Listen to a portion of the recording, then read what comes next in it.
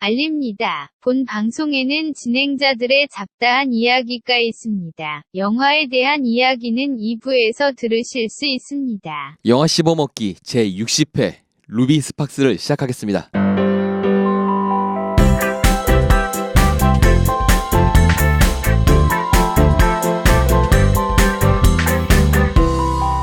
영화 씹어먹기. 안녕하십니까. 전 2443만 533명 중 한 명인 세이주입니다. 투표 인원수인가요? 그쵸. 전부 58%가 했다고 하는데 참 뿌듯합니다. 아 근데 저는 원래는 지금 이번에 뭐 지난 대선 때도 그렇고 그 투표했다는 분들이 굉장히 사실 그리고 젊은층이 네. 많았어요. 이렇게 인증사도 올리시는 분들도 되게 많고 그래서 아 정말 많이 했을 거라고 약간 좀 예상을 했거든요. 근데 58%라고 해서 사실 생각했던 것보다 좀 적은 거예요. 네, 그래가지고 깜짝 놀랐어요. 그래서 한 그래도 65, 70 이 정도는 되지 않을까 네. 싶었는데 아 이렇게 열심히 해도 생각보다 그 숫자가 얼마 안 되는구나라는 게 조금 놀랍더라고요. 그쵸. 70까지 가는 경우는 정말 힘든 그렇겠죠? 케이스예요. 선거 예, 투표가요 예. 원래가. 그리고 20대 선거가 지금 48%인가 나왔 걸로 알고 있거든요. 지금 이번이 58. 아니 20대. 20대. 아 20대? 아 그래요? 네. 발표됐어요 벌써? 예, 20대가 48%. 연령층 20대를 말하는 거죠? 예, 연령 예. 예. 이번에 그거 진짜 되게 웃긴 거 하나 해서 봤어요. 뭐요? 20대 투표를 봐라라고 했더니 네네. 그 나이 20대인 줄 알고 아. 댓글을 아. 잘못 써가지고 네. 아니 19대 말고 20대라고 뭐 이렇게 우연찮게 얘기를 한 이번이 걸 봤는데. 20대 이제 국회의원 선을 네네네. 뽑는 선거였어서 그러니까요. 예, 예. 투표율 여기 볼게요. 58%가 나왔잖아요. 네네. 그리고 이제 연령별로 이제 보면 연령별이 벌써 발표가 됐구나. 네네 그렇죠. 네 연령별로 보면요 왜 안 나오냐? 발표 안 되지 않았어요? 아 투표를 아니 발표했다니까요. 집계 된 것 같아요. 열. 아 KBS 1에서 네. 그 투표할 적에 네네. 예상치 같은 걸 아, 나온 게 예상치였나 있네요. 보군요. 49.4가 19세에서 20대 네. 그렇게 돼 있네요. 49.4. 30대가 49.5. 그래서 어쨌든 제가 보기엔 50%가 안 되는 투표율이거든요. 그렇죠. 조금 안 되잖아. 반은 신경도 안 쓰고 있다는 얘기가 조금 안타까워요. 어쨌든 전체가 58% 나왔다는 얘기는 이제 그 외에 나이 연령대가 이제 그걸 채워줄 만큼 투표를 더 많이 5, 했다는 60대가 얘기잖아요. 많이 지금 됐죠. 보니까 20대가 49.4, 30대가 49.5, 40대가 53.4, 50대가 65.0이에요. 네. 그러니까 실제로 이제 4, 5, 60대가 오히려 투표를 많이 하셨다는 얘기죠. 네. 그렇죠. 그저께인가 다큐멘터리 뭐 청년들의 뭐에 대한 다큐멘터리를 하더라고요. 근데 일본이랑 우리나라 청년들 지금 취업 안 되고 뭐 그런 것들에 대한 얘기 다큐멘터리를 봤는데 아이고 거기 참 서울대학교를 나왔는데도 불구하고 이제 4년 동안 취업 준비를 하고 있더라고요. 근데 뭐 물론 뭐 자기에 맞는 직업을 찾다 보니까 그럴 수도 있는데 그래서 결국은 이제 중학교 교사 임용고시를 준비하고 있는 그 청년을 보면서 아 진짜 저 상태에서 우리가 정치인에 대한 연구, 공부, 뭐 일단 모르면 그것도 사람을 아는 것도 공부잖아요. 어떻게 보면 그런 것까지 강요하기가 쉽지가 않겠다라는 생각도 들긴 들었어요. 뭐 그것도 그렇고 일단은 본인의 상황에 따라서 많이 차이가 있을 것 같은데 지금 말하는 5, 60대 뭐 그 이상의 분들은 사실 굉장히 힘든 시기를 열심히 온몸을 바쳐서 일을 하면서 이것들을 일구어오고 우리 세대가 지금 굉장히 사실 많이 빨리 바뀌었거든요. 그런 그렇죠. 것들을 실제 몸으로 겪으신 분들이에요. 그리고 20, 30대만 해도 되게 풍요로운 이제 젊은 어린 시절을 보내고 이제 이 나이가 된 세대란 말이에요. 그래서 아마 체감하는 절실함의 농도가 조금 다를 것 같기도 한데 지금 아까 그 투표율을 말씀을 드리기는 했지만 지금 20대가 49.4%고 60대가 지금 70.6%를 기록했다라고는 하는데 사실 전년 총선에 비해서는 그 20, 30대는 4.4포인트, 20대가 4.4포인트, 30대가 7.7포인트 상승한 거고 네, 맞아요. 50대, 60대는 0.4, 0.9가 오른 거예요. 그러니까 과거 지금 지난번 선거에 비해서는 많이 관심도가 높아졌다는 얘기죠, 오히려. 그 관심도의 폭은 굉장히 커진 거거든요. 그래서 이런 게 지금 현실을 반영하고 있는 것 같고 아마도 다음 선거에는 20, 30대의 참여율이 더 높아지지 않을까 그렇게 조금 희망적으로 추측해봐도 될 것 같아요. 근데 저는 사실 이걸 그렇게 희망적으로 보고 있지 않은 게요. 지금 투표율이 올라간 청년 투표율이 올라간 이유는 말 그대로 헬조선이어서 그런 거예요. 그러니까 진짜로 내가 투표를 안 하면 맞아요. 난 좆되는구나라는 걸 맞는데 느꼈기 때문에 하는 거지. 사실 다시 나라가 좋아지면요 투표율은 다시 내려갈 거예요. 이 그거는 상태라면. 근데 상황에 따라서 다르다고 네. 봐요. 그리고 4년 후에 뭐 내지는 뭐 그 다음 선거까지 상황이 얼마나 빨리 좋아질지는 모르겠는데 어쨌거나 한번 관심을 갖고 참여를 하기 시작하면 나는 이걸 참여해야 된다라는 걸로 이제 인지를 하기 시작한 거잖아요. 그런 분들은 앞으로도 계속 한다고 저는 보거든요. 그거보다는 네. 우리나라 사람들이 좀 더 정치 발언에 대한 네, 어떤 받아들이는 그 마음을 네. 그리고 그 국민적인 그 문화를 바꾸지 않으면 절대 투표율은 안 올라갈 거라고 봐요. 이거 지금은 좀 이례적인 사건들이 많았잖아요. 근데 그거를 이례적이라고 보기가 어려운 아니죠. 게 지금은 굉장히 이례적인 사건에 우리가 들어가 있어요. 보세요. 세월호 사건 났죠. 그러니까요. 국정교과서 생겼죠. 그런 일들이 위안부 있었는데 사건이 있었죠. 이게 이례적인 게 아니라고요.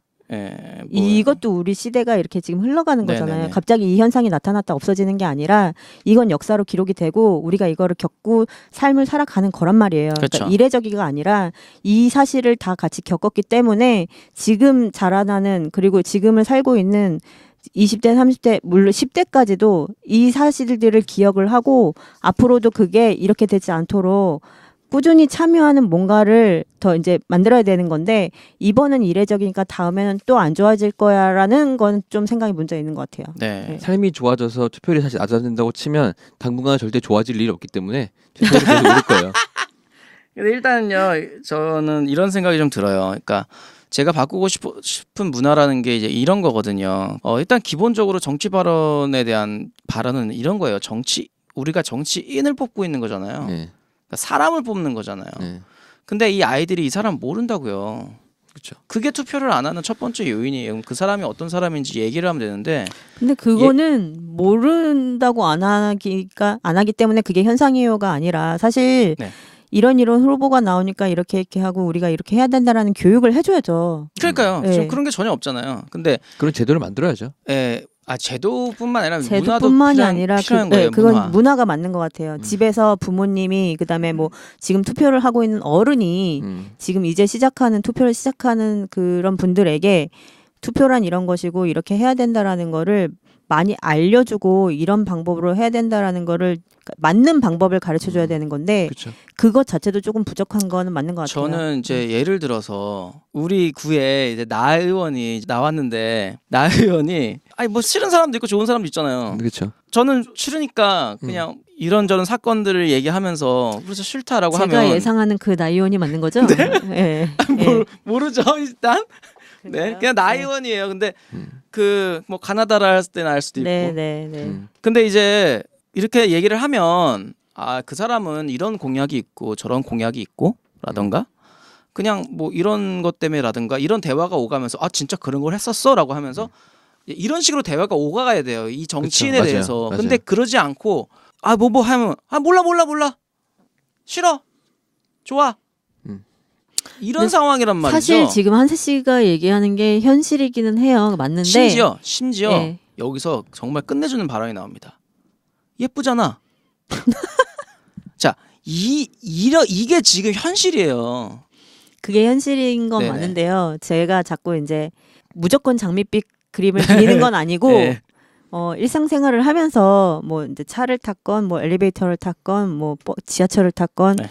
주변에 이제 사람들이 하는 얘기를 듣잖아요. 네. 근데 생각보다는 예전보다는 많이 관심을 대화가 가지고 있다. 대화를 맞아요. 해요. 네. 그리고 네이버나 포털 이런 데서도 후보들에 대한 이제 자세한 정보들이 있죠. 정보들을 제공을 해주고 거기에 보면 음. 그런 게 다 나오니까 그거 보고 이력이 어떤지 뭔가 잘못한 건 없는지 어떤 공약을 냈는지 그런 걸 네. 볼 수 있으니 그런 걸 보고 선거를 해라고 얘기하는 거를 좀 자주 들었어요. 생각보다. 그래서 젊은이들이 본인의 방식에 맞게 정보를 이제 찾아서 습득하고 보고 있다. 습득하고 이렇게 하는 방법을 알려주지 않았는데도 잘 배워서 하고 있구나라는 그런 생각이 어렴풋이 들었거든요. 그래서 예전보다는 그래도 많이 깨어나는 것 같은 네. 느낌이에요. 그러니까 정보의 바다가 대단하잖아요, 사실. 그죠? 그렇죠. 그런 게 이번 선거에 좀 반영이 된 것 같아서 사실 좀 뿌듯한 감도 있었거든요. 네네네.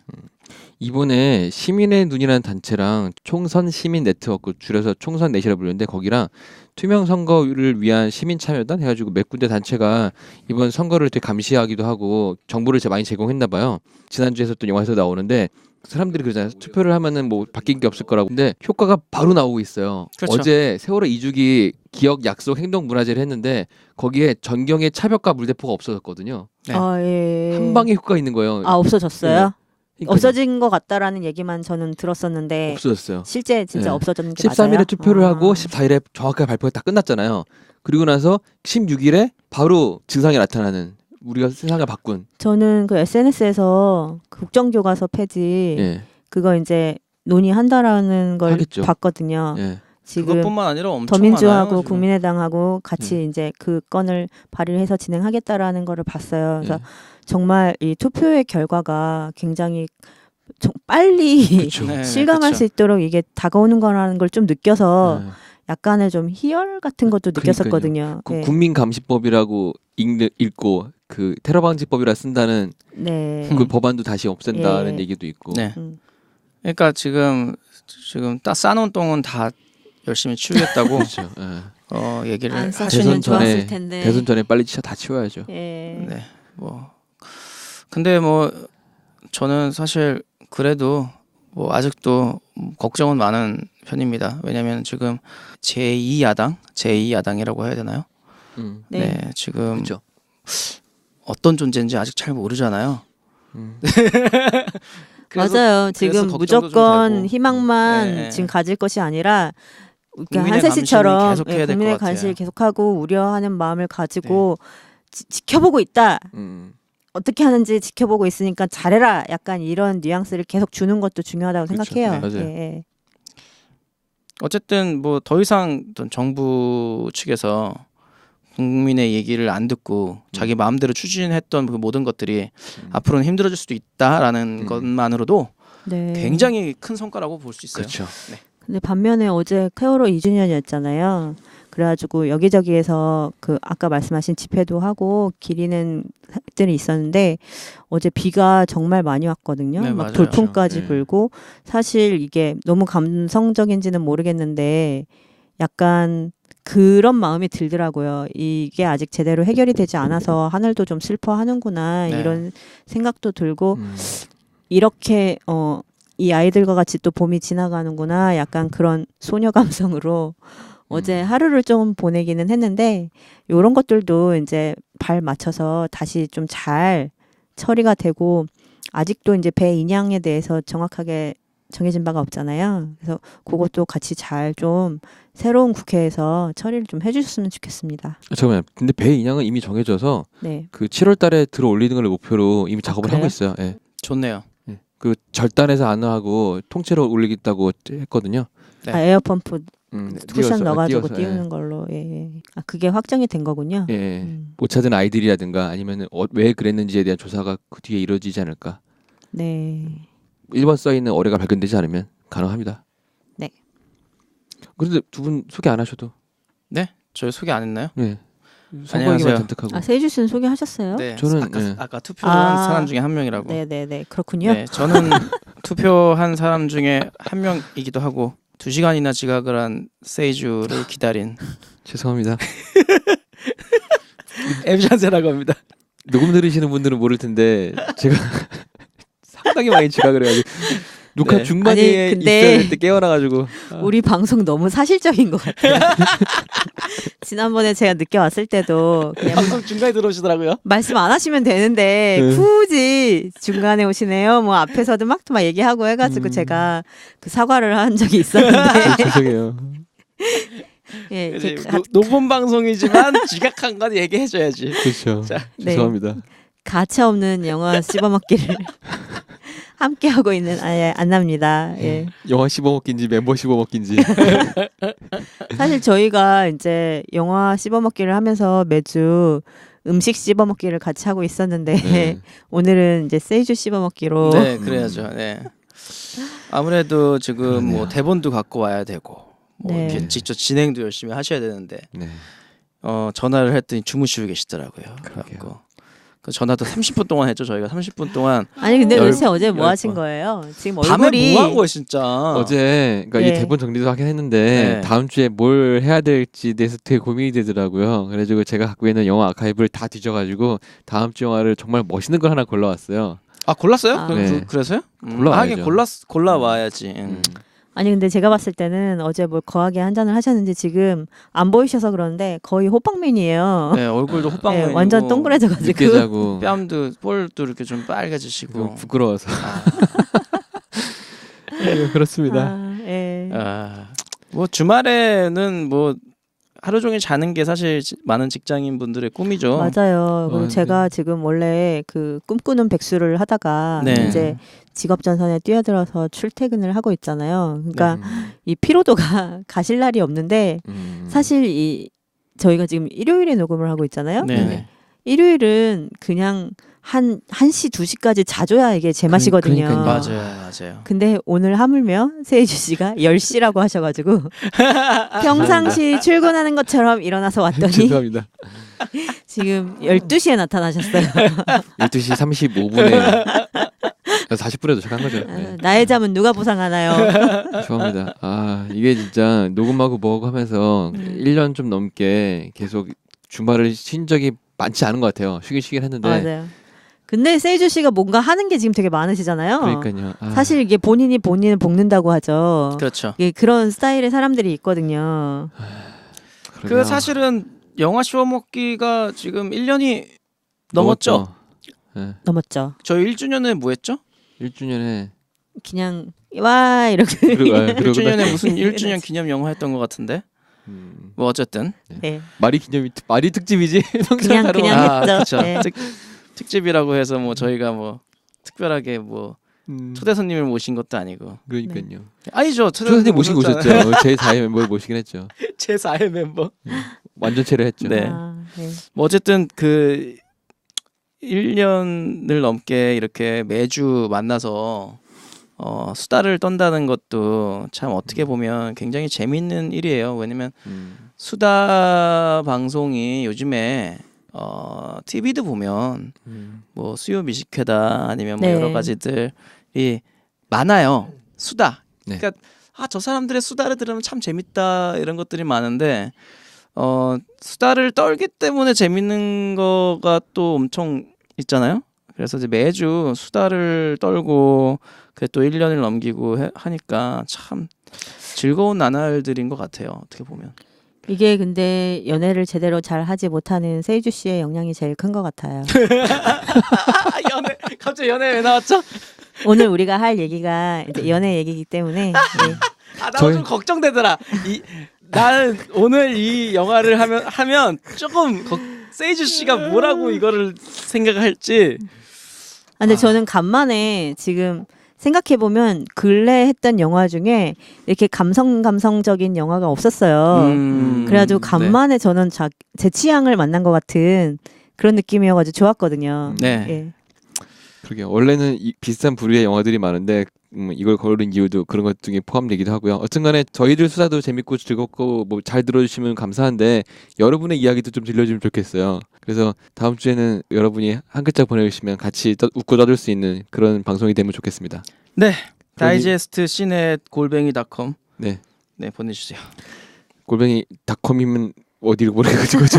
gmail.com입니다. 네. 골뱅이 gmail.com입니다. gmail입니다. 네, 그렇습니다. 예, 예. 영화 씹어먹기는 여러분의 소중한 사연을 기다리고 있습니다. 각종 이야기, 연애 상담도 좋고요. 고민 등 다양한 얘기를 들려주시면 저희가 같이 이야기하도록 하겠습니다.